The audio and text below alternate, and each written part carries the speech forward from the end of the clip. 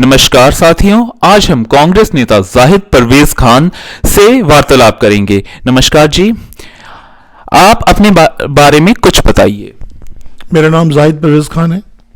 मैं चंडीगढ़ पुलिस में नौकरी करता था और यहीं पर मैंने तालीम हासिल की है और यहीं पर मेरा जन्म है। हाँ जी।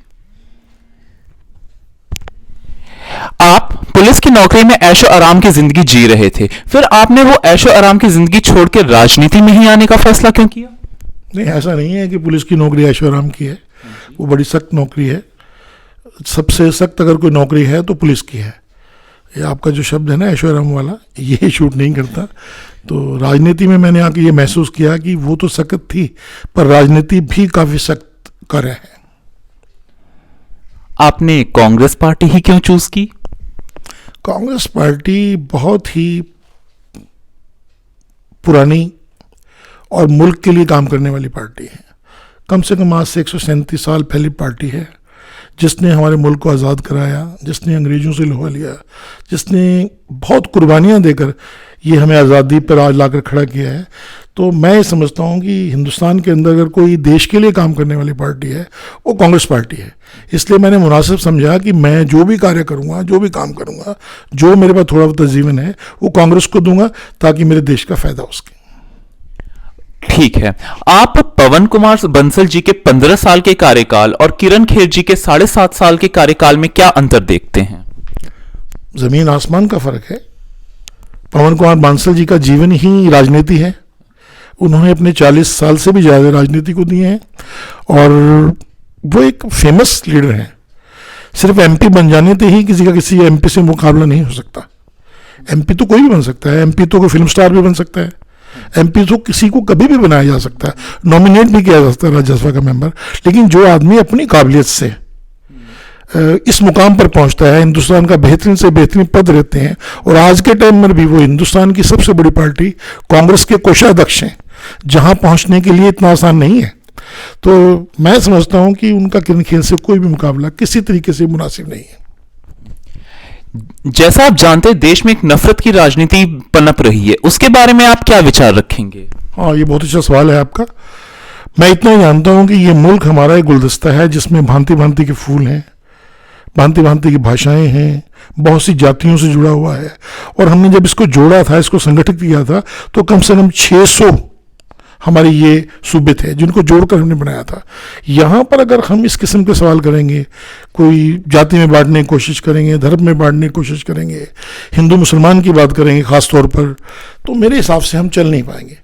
तो इसलिए हमें चाहिए इन चीज़ों से ऊपर उठकर उस तरफ जाना चाहिए जो हमारे मुल्क की तरक्की में, हमारे मुल्क को जो आज तक हमने तरक्की की थी उसको डिस्ट्रॉय ना करें, उसके लिए काम करें और मुल्क को एक संगठित करें, उनको एक बनाने की कोशिश करें। अगर किसी ने भी इस मुल्क में जरा सा भी इधर उधर करने की कोशिश की तो मैं समझता हूँ हमारा मुल्क बिखर सकता है और हमारे आपसी भेदभाव इतने पैदा हो जाएंगे जो बाद में हम ठीक नहीं कर पाएंगे।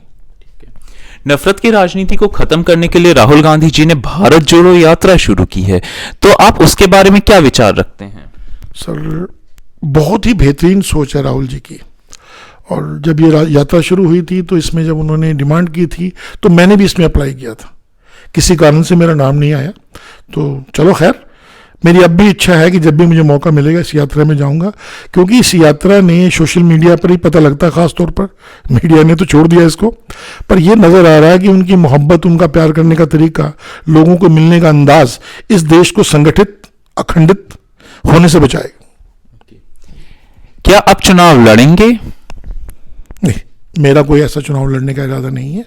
मैं तो सिर्फ अपने शहर के लिए फ़िलहाल एक ऐसी सोच लेकर आया हूँ कि अपने शहर में लोगों के आपसी भाईचारे को जोड़ सकूं और राहुल जी के विचारों को, जो राहुल जी लेकर अपना भारत जोड़ो यात्रा में लेकर चल रहे हैं, तो मैं भी कोशिश करता हूं कि जहां तक उसको पहुंचा सकूं अपने तौर पर भी पहुंचाने की कोशिश करता हूं। राजनीति में मेरा इलेक्शन लड़ने का कोई विचार नहीं है। फिर भी हमारे आदरणीय पवन कुमार बांसल जी कोई मुझसे काम लेना चाहेंगे तो मैं उन्हें कतई मना नहीं करूंगा। ओके। राष्ट्रीय स्तर पे आपका सबसे ज्यादा पसंदीदा नेता कौन है?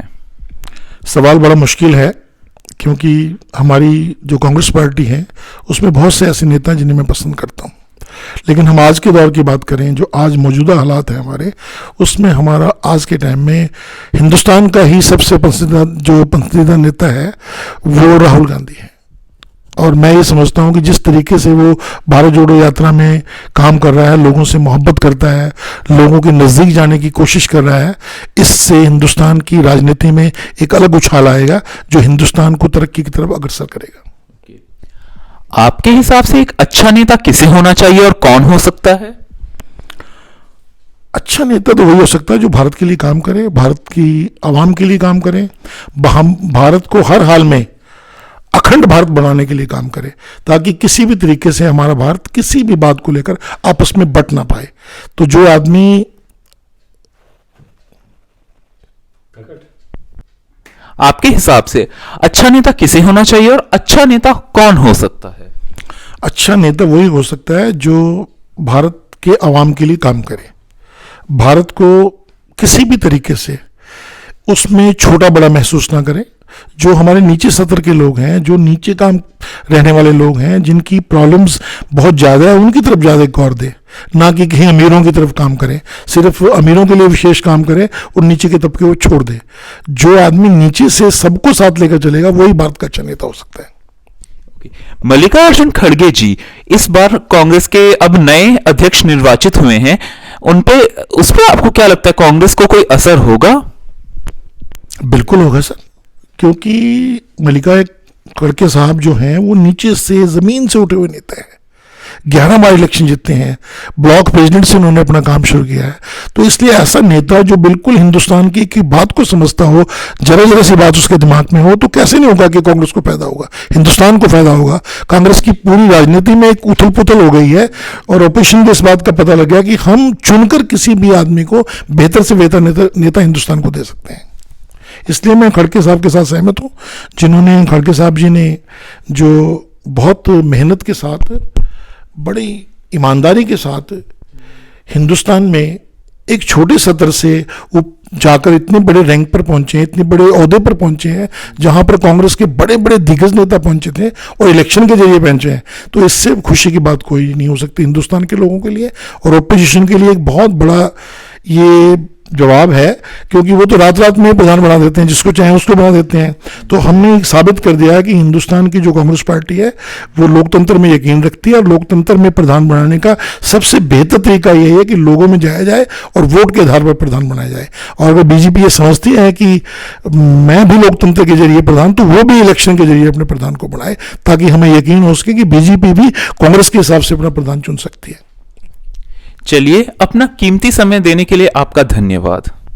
थैंक यू, शुक्रिया जी। आपके जरिए से मेरा, आपकी जो मेरे दर्शक होंगे उनको भी मेरा नमस्कार है, और जो कांग्रेस पार्टी की अगर मुझसे कोई ऐसी बात हुई हो उसके लिए मैं क्षमा भी चाहता हूँ। ओके, चलिए, धन्यवाद जी।